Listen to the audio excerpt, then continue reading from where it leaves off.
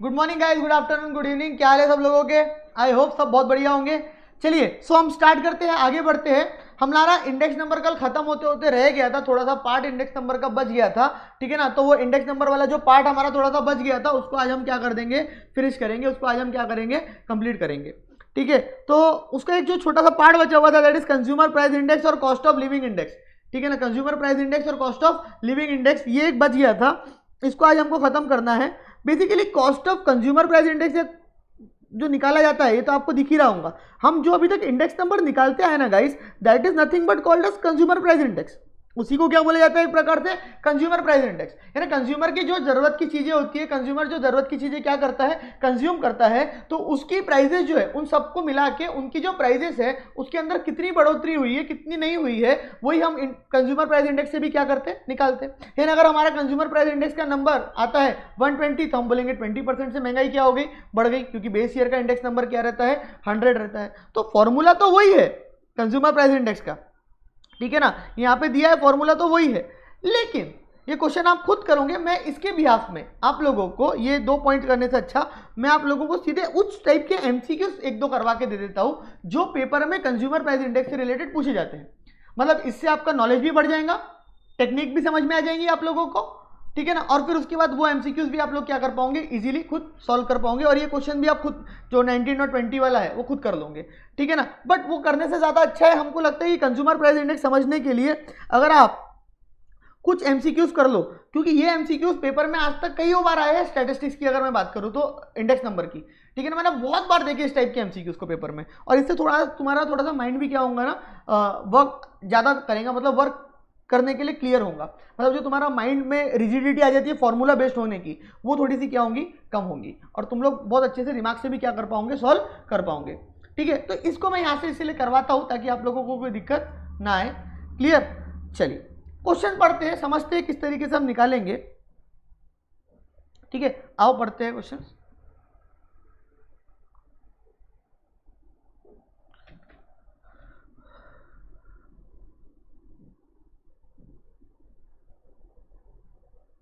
एक second. Question number 76 पे आ जाओ। कंज्यूमर इंडेक्स का फॉर्मूला तो मैंने आपको बता दिया। अगर आपको फॉर्मूला बेस जाना होगा तो लास्ट का है फॉर्मूला, लास्ट वाला फॉर्मूला वही लगा देना, आप कंज्यूमर बेस प्राइस इंडेक्स निकाल लोगे, ठीक है ना। वो फॉर्मूला बेस जाना होगा, बट वो formula base question consumer price index के रिलेटेड पूछे नहीं जाते।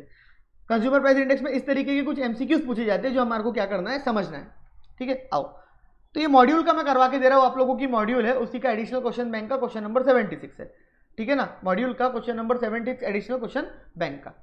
Consumer price index goes up from 110 to 200। मतलब कंज्यूमर प्राइस इंडेक्स जो है वो पहले था 110, मतलब जो इंडेक्स नंबर था वो 110 था, उस इंडेक्स नंबर को ही कंज्यूमर प्राइस इंडेक्स बोलते हैं। वो कितना हो गया, 110 से 200 हो गया। And the salary of a worker is also raised from 325 to 500। भाई क्योंकि महंगाई बढ़ी, कंज्यूमर प्राइस इंडेक्स बढ़ा, तो बट ऑब्वियस सी बात है उसके मालक ने भी उसके लिए क्या कर दी, सैलरी बढ़ा दी। उसकी सैलरी पहले 325 थी, अब कितनी हो गई, 500 हो गई। मतलब 110 जब कंज्यूमर प्राइस इंडेक्स था तो उसकी सैलरी 325 थी, अभी उसकी सैलरी उसके मालक ने कितनी कर दी है, 500 कर दी है। तो वो तो बहुत नाच रहा, बहुत खुश है एकदम, बोले भाई मेरी सैलरी बढ़ गई, बल्ले बल्ले, इससे अच्छा और क्या हो सकता है मेरे जीवन में, मेरा मालक भाई कितना अच्छा आदमी है, ठीक है ना। ये सब वो मन में सोच रहा है, मेरी सैलरी बढ़ गई। देयरफॉर बट मेरे पास आया, मेरे को बता रहा है, बोले सर सैलरी बढ़ गई, मतलब कितनी, बोले 325 से 500। बोला क्या बात है, बोले कंज्यूमर प्राइस इंडेक्स कितना था, बोले 110 से 200 हो गया है। बोला ऐसा क्या, तेरी सैलरी बढ़ी है क्या, आ एक बार देखते हैं क्या सही में तेरी सैलरी बढ़ी है, रियली तेरी सैलरी बढ़ी है, लेट्स चेक।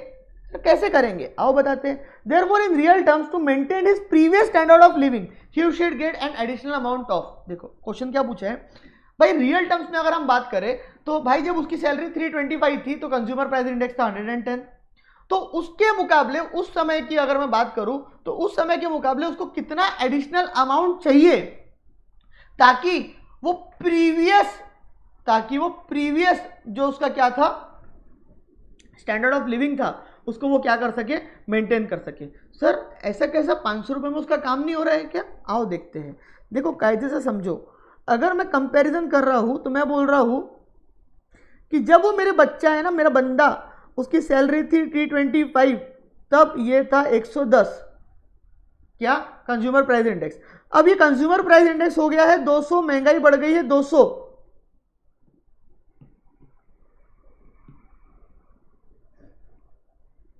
महंगाई बढ़ गई है 200,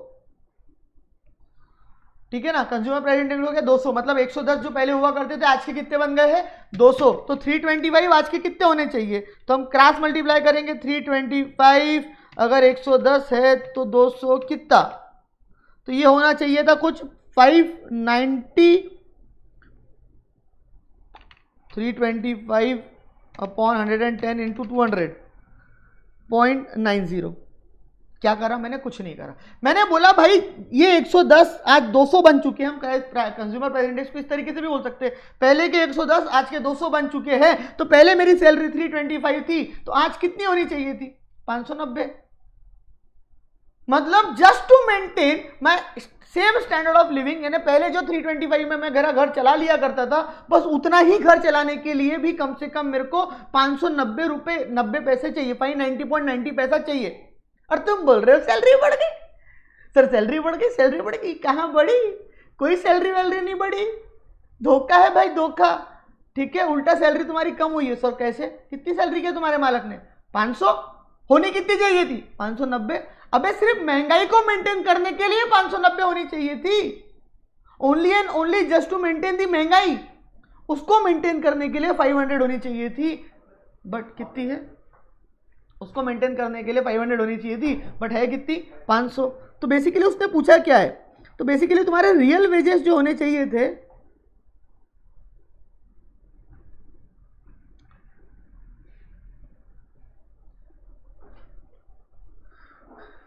जो रियल वेजेस होने चाहिए थे वो होने चाहिए थे 590.90, and that is not, that is just to maintain your previous standard of living. मतलब उस समय के 325 आज के 590 रुपये 90 पैसे है। बट तुम्हारी सैलरी आज की तारीख में क्या है, सैलरी टुडे 500 है, तो कितना पैसा एक्स्ट्रा चाहिए,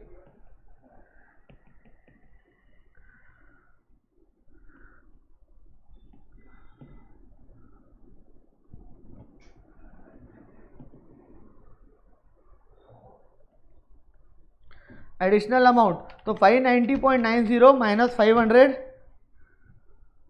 कम्स टू 90.90। ठीक है, 90.90, तो इतना एडिशनल अमाउंट हमको चाहिए just to maintain the previous standard of living. और सर बढ़ी है या नहीं बढ़ी है, वो तो भाई अगर 590 से ज्यादा होती ना तो हम बोलते बढ़ी है, ये तो उल्टा अभी क्या है, तुम्हारी सैलरी कम है, 90 रुपये 90 पैसे और मांगो just to maintain the previous standard of living. Are you getting my point. इस तरीके के क्वेश्चन इस तरीके से आप क्या कर सकते हो, सॉल्व कर सकते हो। I hope it is clear. तो ऑप्शन है क्या, बी ऑप्शन है। 90.91 बोल रहा है वो, हमने 90 बोल दिए, राउंड कर दिया उसने, हमने राउंड नहीं करे। ये प्राइस रिलेटिव तो हमको पढ़ लिया हमने, उस काम का नहीं है। ठीक है, ये क्वेश्चन हो गया कंज्यूमर प्राइस इंडेक्स का। इसके अलावा कंज्यूमर प्राइस इंडेक्स का क्वेश्चन ये लो, एक और 88 नंबर का। During a certain period the cost of living index, consumer price index बोल सकते हैं, कॉस्ट ऑफ लिविंग इंडेक्स बोल सकते हैं, बात एक ही है। ठीक है ना, is goes up from 110 to 200, is 110 to 200, and the salary of a worker is also raised from 330 to 500। मतलब आपका जो consumer cost of living index है, नंबर है, वो 110 से 200 है। ठीक है ना, 330 टू 500 उसकी सैलरी क्या हुई है, बड़ी है। सर सेम क्वेश्चन है, तो सेम लग रहा है मेरे को तो यार। The worker does not get really gain, then the real wage decrease by। अब क्वेश्चन थोड़ा वही है, लेकिन आपको पूछा कुछ और है उसमें, है क्वेश्चन वही, डेटा भी वही है, सब कुछ वही है, लेकिन आपको पूछ क्या रहा है, वो बोल रहा है कि इतना कंज्यूमर प्राइस इंडेक्स था या कॉस्ट ऑफ लिविंग इंडेक्स पहले था, अभी इतना हो गया, अभी पहले सैलरी इतनी थी, अभी उसको इतनी मिल रही है। तो क्या सही में कंज्यूमर ने गेन किया है, और नहीं किया है तो भाई उसकी सैलरी जो है वो रियल वेजेस के हिसाब से, according to real wages. Real wages मतलब इन्फ्लेशन एडजस्ट करने के बाद क्या सही में उसकी सैलरी बढ़ी है या कम हुई है, और अगर कम हुई है तो कितने से कम हुई है, डिक्रीज बाय कितने से कम हुई है। Are you getting my point? Decrease by पूछा है मैंने। सर कैसे निकालेंगे सर? देख भाई तुम खुद समझो, तुम मेरे को बताओ कैसे निकाला जाएगा। अरे बोलो सर, कैसे देखें, निकाल के देखना पड़ेगा ना सर। ठीक है निकाल लेते हैं। उसमें क्या है,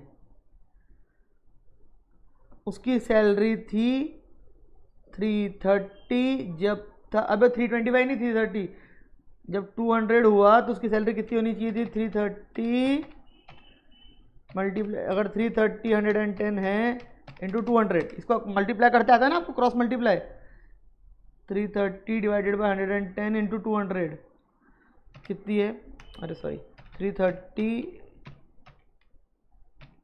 इंटू 200, 330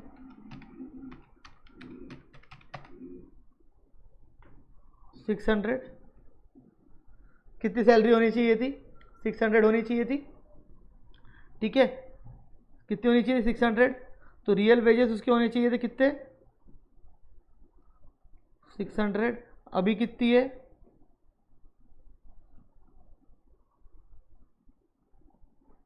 500। डिक्रीज हुई है क्या, हाँ रियल वेजेस के टर्म्स में डिक्रीज दिख रही है बाय 100 रुपीज। क्लियर? अरे बोलो yes sir no, yes sir. तो C would be the correct answer. इतना आसान है जीवन, और क्या। एक और ले लो,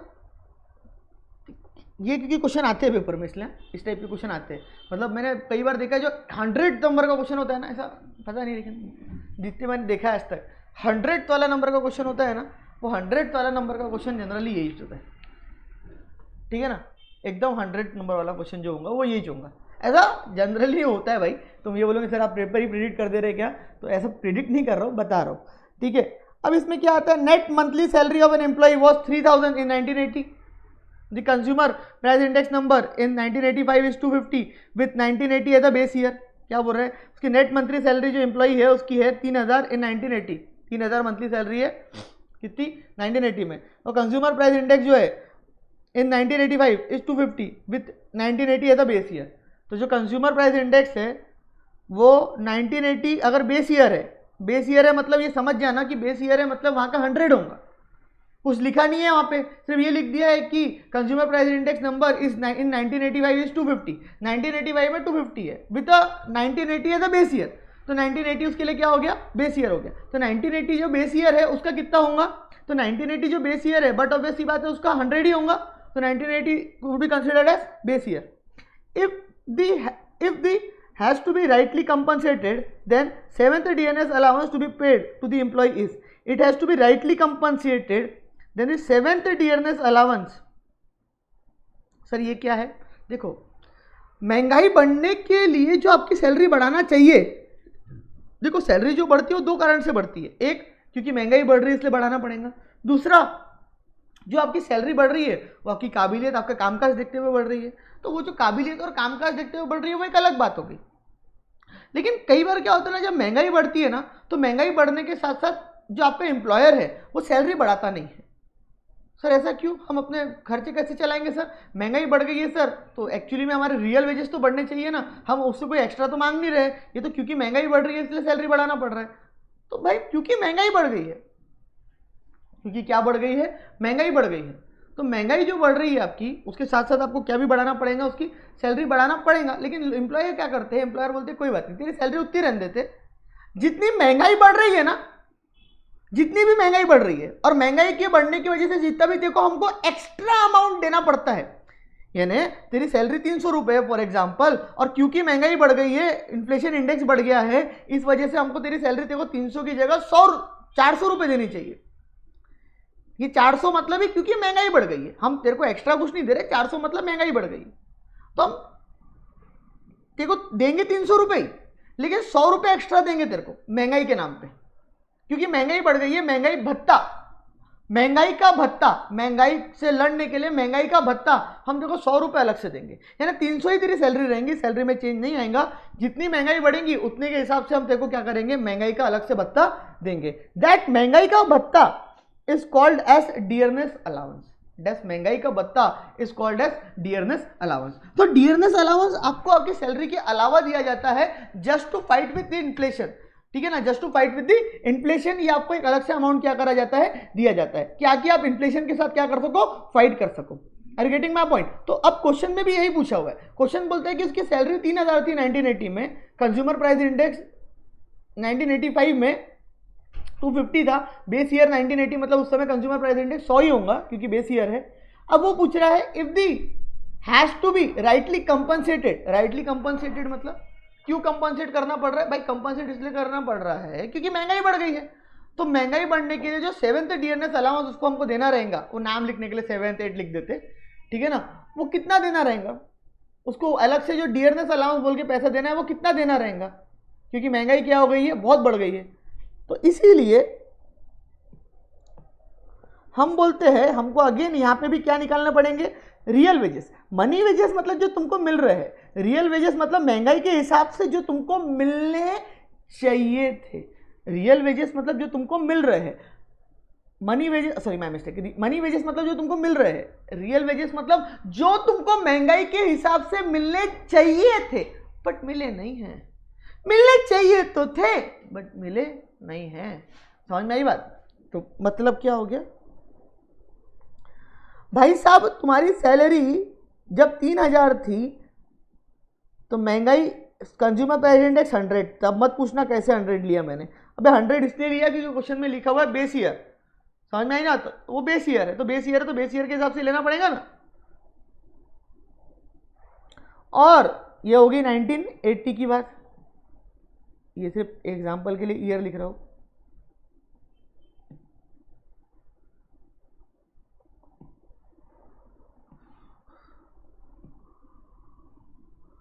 और 250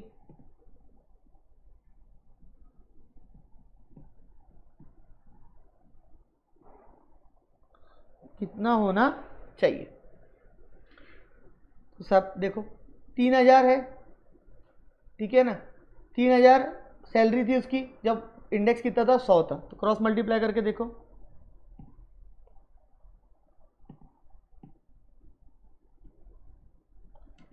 तो 3000 इंटू 250 डिवाइडेड बाय 100, 7500 रुपये उसकी सैलरी होनी चाहिए।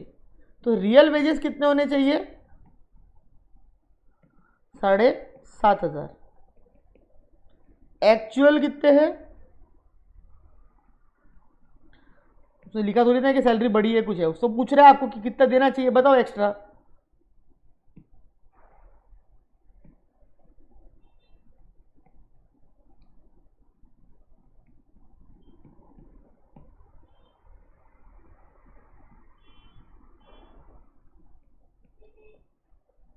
तो additional that is DA, DA मतलब ही डियरनेस अलाउंस, कितना होना चाहिए, 4500 रुपये होना चाहिए।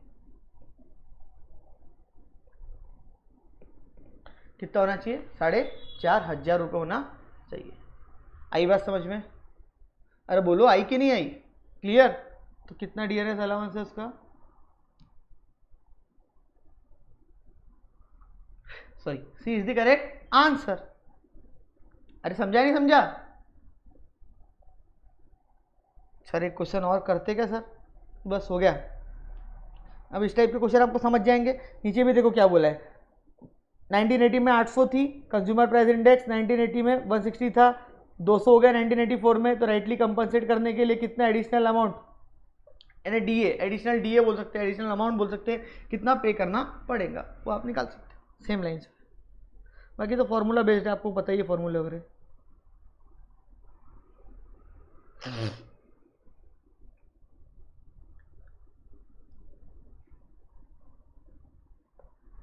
तो इस टाइप के क्वेश्चन बच्चे लोग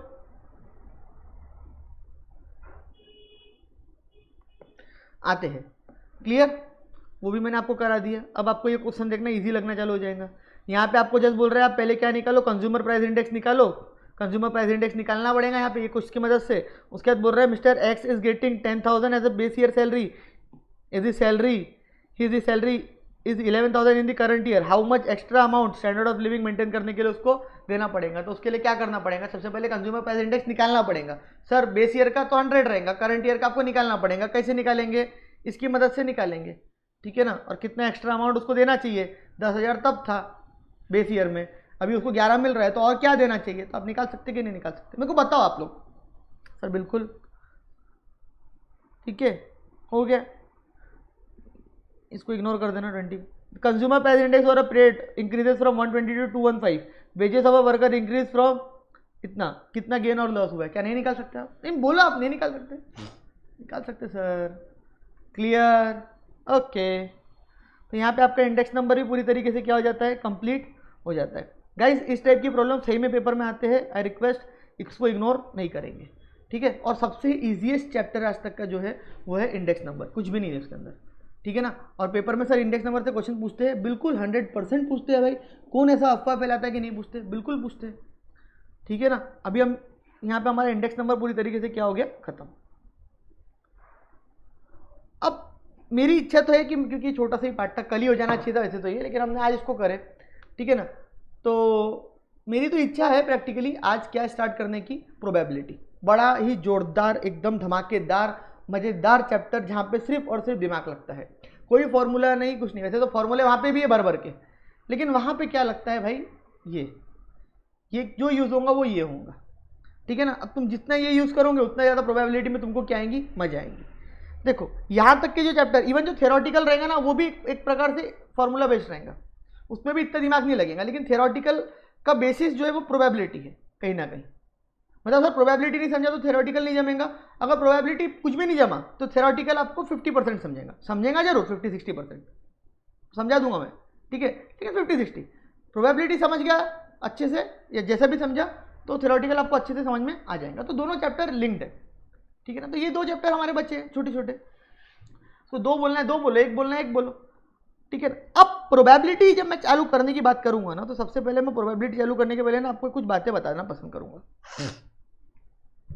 देख यार, बहुत ज़्यादा इंटरेस्टिंग चैप्टर है, दिमाग से खेलने वाला चैप्टर है। मैं थोड़ा सा इसमें फॉर्मूला बेस कम जाना पसंद करता हूँ, क्योंकि ऑलरेडी हमारे पास भरपूर फॉर्मूले की लिस्ट है। मैं आपको ट्राई करता हूँ कि आपका दिमाग की एक्सरसाइज कराऊँ, और दिमाग की एक्सरसाइज मतलब प्रॉब्लम्स इस तरीके से कराऊँ, एक्सरसाइज कराऊँ, वो करवा के आप लोगों की क्या हो जाए, दिमाग क्लियर हो जाए। तो अगर आप अपने प्रोबेबिलिटी के नोट्स पे क्वेश्चन देखोगे तो वो इतने सारे हैं, इतने भरपूर क्वेश्चन है जिसकी कोई लिमिट नहीं। सर आप हर क्वेश्चन क्लास में कराओगे, हर क्वेश्चन क्लास में कराऊंगा, मस्ती चल रही है, हाँ। 41 क्वेश्चन के आसपास है, 40 क्वेश्चन के आसपास है, ठीक है ना। कुछ 40-41 के आसपास 2 क्वेश्चन है, वो 42 क्वेश्चन प्लस हर क्वेश्चन के अंदर आप देखोगे तो 5-5, 6-6 क्वेश्चन है।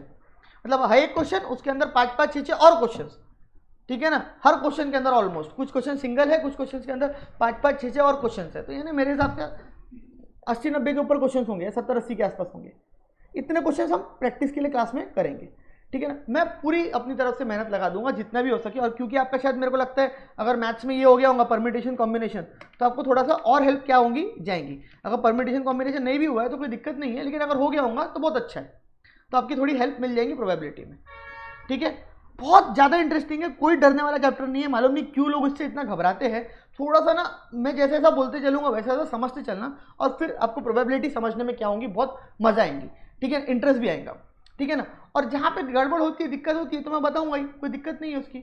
और इसके चैप्टर की मैं आपको आंसर की भी दूंगा पूरी, यानी आपको मैं एक आंसर की भी इसकी दे दूंगा, ताकि आप जो होमवर्क क्वेश्चंस करो उसको आप क्या कर सको, वेरीफाई कर सको, ठीक है ना। आप लोग उसको क्या कर सको, वेरीफाई कर सको, या तो कम से कम मैं आपको आंसर्स बता दिया करूंगा कि इसका आंसर ये है, उसका आंसर ये, इसका आंसर ये है, क्योंकि यार क्वेश्चन बहुत सारे हैं, ठीक है ना। तो वो प्रैक्टिस के लिए है बेसिकली। वो प्रैक्टिस में हो सकता है किसी एक को डाउट है, एक को ना आए, तो वो भी मेरा फर्ज बनता है बताना। तो जहाँ जहाँ मेरे को लगता है डाउट्स आ सकते हैं वो तो मैं लूँगा ही लूँगा क्लास में, और जहाँ मेरे को नहीं लगता है वहाँ पे मैं वो आप लोगों को होमवर्क के लिए बोलूँगा।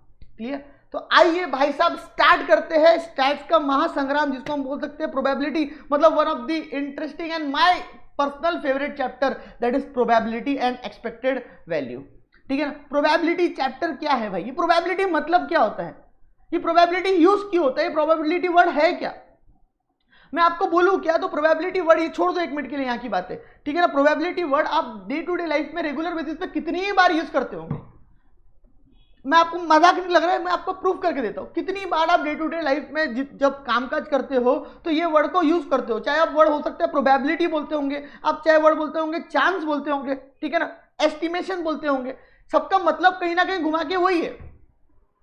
हम बोलते नहीं यार एक बार ये मैं गेम खेल के एक बार ट्राई तो करता हूं, एक बार मैं चांस तो लेके देखता हूं,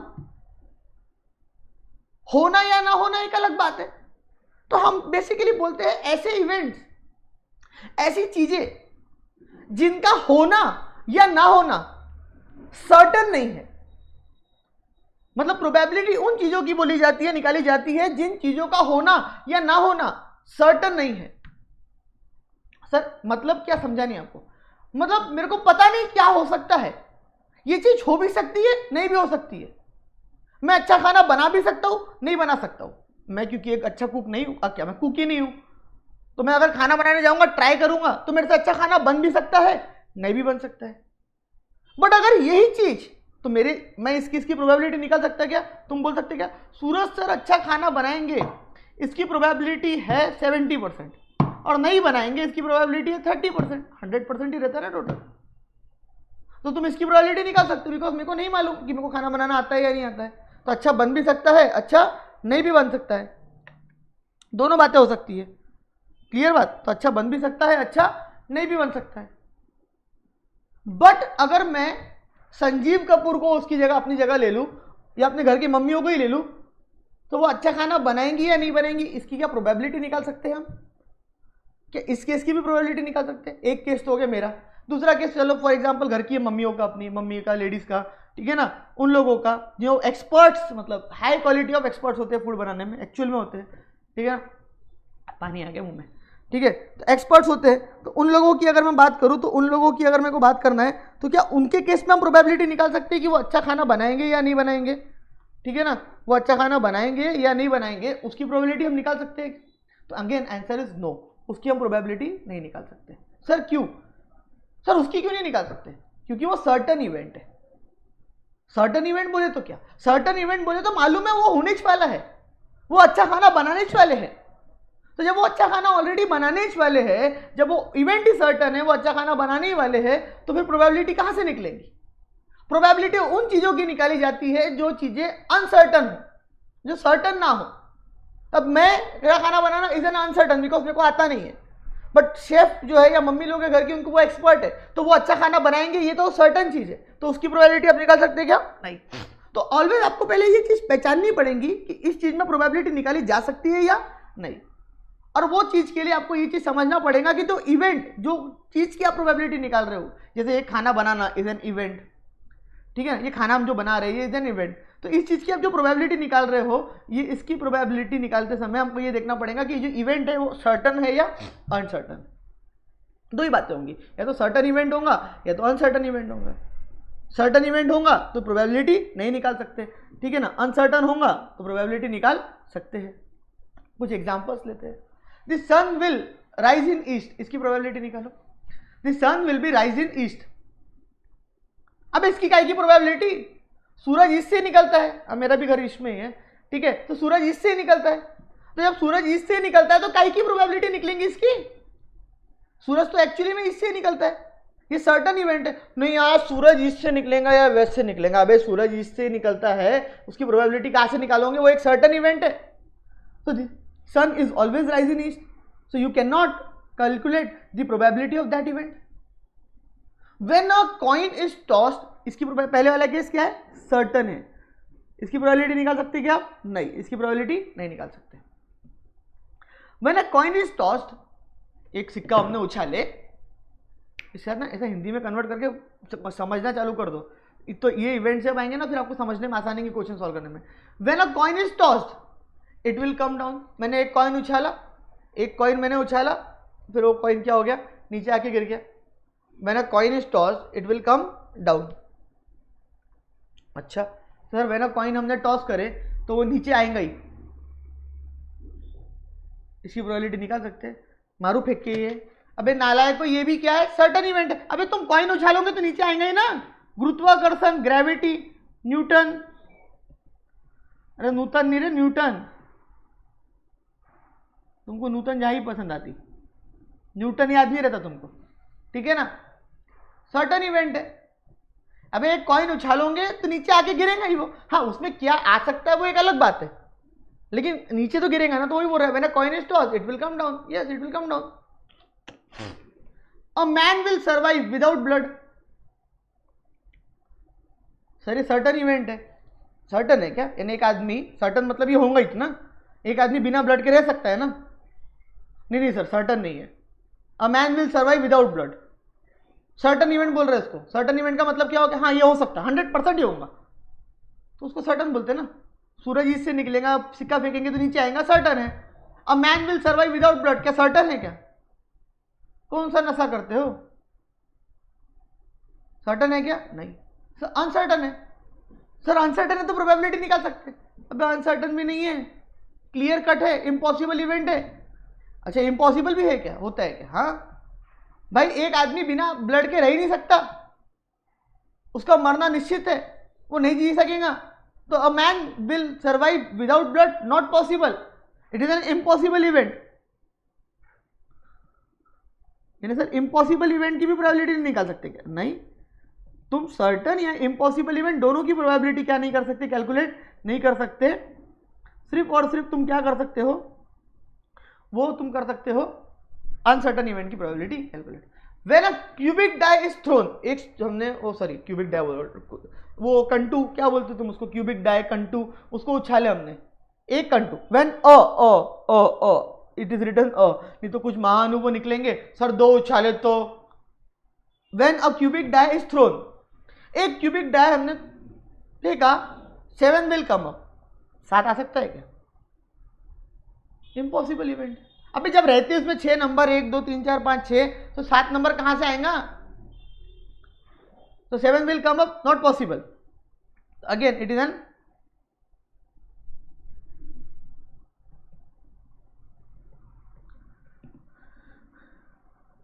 इम्पॉसिबल इवेंट।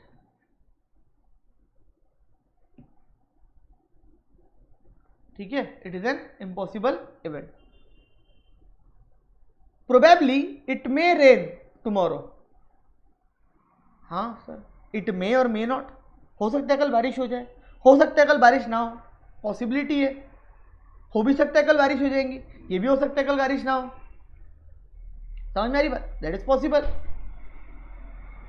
तो सर प्रोबेबली इट मे और it may rain tomorrow, yes it is an uncertain event, you can calculate probability of this event because it is an uncertain event.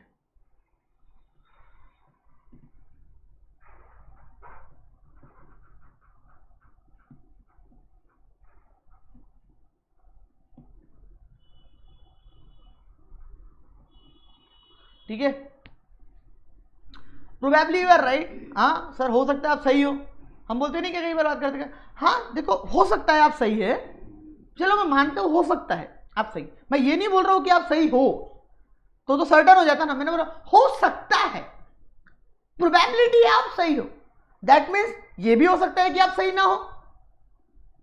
Again ये भी बात आ सकती है कि आप सही ना हो, ये भी बात हो सकती है। तो probably you are right, that means हो सकता है you are right, but again it is again ये भी पॉसिबल है कि आप रॉन्ग भी हो सकते हो। तो अगेन इट इज एन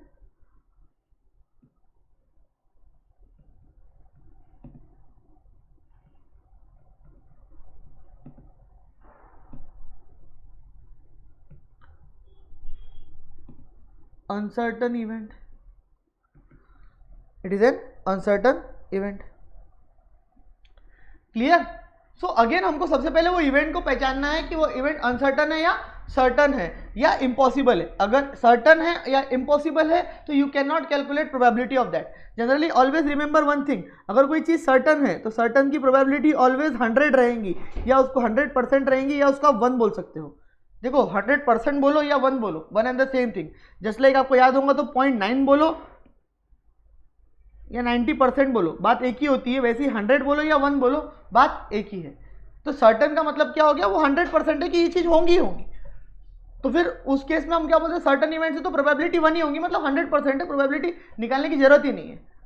और अगर कोई चीज इम्पॉसिबल है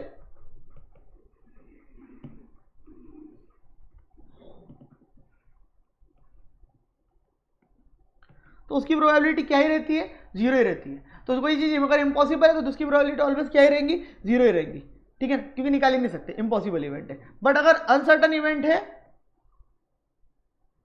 अनसर्टन है, तो जो प्रोबेबिलिटी रहेंगी वो कहां से कहां तक रहेंगी, ग्रेटर देन 0 जरूर रहेंगी, बट लेस देन क्या रहेंगी, 1 रहेंगी। मतलब ये बात हमें जहन में बसा लो कि जो प्रोबेबिलिटी है वो 0 से ज्यादा रहेंगी लेकिन 1 से कम रहेंगी। अगर वो 1 है तो वो सर्टन इवेंट हो गया, अगर वो 0 है तो वो इम्पॉसिबल इवेंट हो गया। दोनों केसेस में प्रोबेबिलिटी का कोई मतलब नहीं आता है। मतलब अगर मैं पहले वाले पॉइंट की बात बोलूं कि the sun will rise in east, that means that is a certain event and 1 will be the probability of that. Are you getting my point? So 1 will be the probability of that, है ना। If मैं बात करता हूं third event की, man will survive without blood, that is an impossible event, the probability is 0, ठीक है ना। बट अगर मैं नेक्स्ट लास्ट 2 पॉइंट्स की बात करता हूं, 5 और 6 की, तो उस केस में प्रोबेबिलिटी 0 से ज्यादा रहेंगी बट 1 से कम। तो ये लिखना तो आप इसे साइन बना सकते हैं, नहीं तो लिख भी सकते हैं greater than 0 but less than 1, always remember. Clear? The word probability is commonly used in day-to-day conversation and people have vague idea about its meaning. People के पास proper idea नहीं होता है. Literally it means a chance, a possibility, a likelihood, a prospect or an odd. आप उसको बोल सकते हैं एक odd, और odd भी, odd का मतलब भी होता है कि probability, odd का एक मतलब नाम ही मतलब है कि probability. तो chance भी बोल सकते हैं आप उसको, possibility, likelihood, prospect, odd, ये सारों का मतलब होता है probability. हम जनरली ये वर्ड कितना यूज करते हैं? Initially it was a branch of mathematics, today it is one of the vital tool in various field. It is the insurance industry uses to calculate premium rates. हाँ, insurance industries को premium rates calculate करने के लिए use करती है भाई। मतलब जो इंश्योरेंस इंडस्ट्री है वो प्रोबेबिलिटी को प्रीमियम रेट्स कैलकुलेट करने के लिए, मतलब अगर कोई बुढ़ा है तो बुढ़ा आदमी है तो उसकी इंश्योरेंस प्रीमियम ज्यादा रहता है क्योंकि उसकी मरने की प्रोबेबिलिटी क्या है, ज्यादा है। उसकी जो मरने की प्रोबेबिलिटी है वो ज्यादा है, तो इसीलिए उसका इंश्योरेंस प्रीमियम ज्यादा रहता, क्योंकि दिख रहा है मरने की प्रोबेबिलिटी ज्यादा है और जीने की कम है। क्लियर? जीने की प्रोबेबिलिटी कम है। I getting my point? So this is the thing. Decision making में हम इसको यूज कर सकते हैं, स्टॉक मार्केट में हम इसको यूज कर सकते हैं। The probability of a given event of an expression, likelihood of an occurrence of an event, होने के चांसेस, ऑकरेंस के चांसेस मतलब होने के, नॉन ऑकरेंस मतलब ना होने के chances. Mathematically it is a number can be express in fraction, percentage, decimal, but it can never be negative, मतलब probability can never be negative. It ranges from 0 to 1, ठीक है ना। 0 भी नहीं हो सकती, 1 भी नहीं हो सकती। 0 मतलब इम्पॉसिबल, 1 मतलब सर्टन इवेंट, ठीक है ना, 100% पॉसिबल इवेंट। क्लियर? कुछ इसकी बेसिक टर्म्स वगैरह और दी हुई है, ठीक है ना, मतलब कुछ बेसिक टर्म्स भी इसकी दी हुई है जो हमको समझनी है कि एक्सपेरिमेंट्स क्या होते हैं, रैंडम एक्सपेरिमेंट क्या होते हैं, सैंपल स्पेस क्या होता है, इवेंट क्या होता है, ठीक है ना, फिर वो टाइप्स ऑफ इवेंट्स क्या होते हैं। थोड़ी थ्योरी इसमें पढ़नी पड़ती है, ठीक है ना। और उसके साथ साथ फिर डायरेक्टली हम खुद ही मार देंगे प्रॉब्लम्स पे, ठीक है। फिर जब हम प्रॉब्लम चालू करेंगे तो उसमें हम क्वेश्चन नंबर 1 से स्टार्ट करेंगे कि भाई किस तरीके से क्वेश्चन सॉल्व करना है, किस तरीके से आपको करना है क्वेश्चन वगैरह, वो हम बिल्कुल क्या करेंगे फिर डिस्कस करेंगे।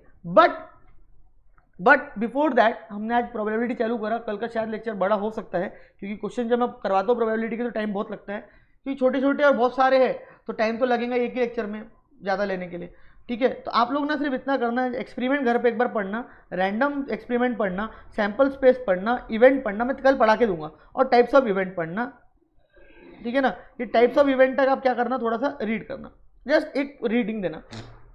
वो रीडिंग देख के आपको बहुत सारी चीज़ें क्या होंगी, क्लियर होंगी। मैं पढ़ाऊंगा, एक एक वर्ड पढ़ाऊंगा, टेंशन मत लो, ठीक है ना। प्रोबेबिलिटी में, थ्योरी में तो मैं एक एक वर्ड जहाँ जहाँ नीडेड है वहाँ पढ़ाऊंगा, बिल्कुल कोई दिक्कत नहीं है, क्योंकि हो सकता है उससे क्वेश्चन आ जाए कोई, ठीक है ना। और क्योंकि प्रॉब्लम सॉल्व करने में भी आपको क्या मिलेंगी, हेल्प मिलेंगी।